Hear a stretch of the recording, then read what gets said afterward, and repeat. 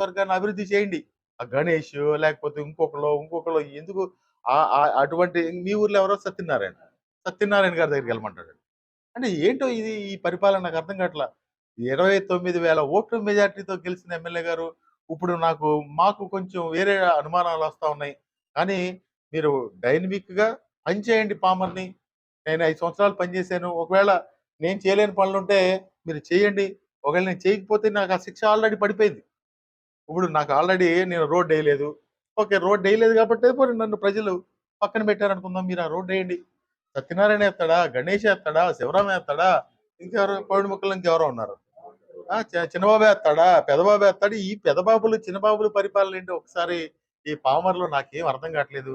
దయచేసి గౌరవ ఎమ్మెల్యే గారిని మీ ద్వారా నేను కోరుతా ఉన్నాను. మీరు కూడా ఒక ఇండివిడ్యువల్‌గా పరిపాలించండి.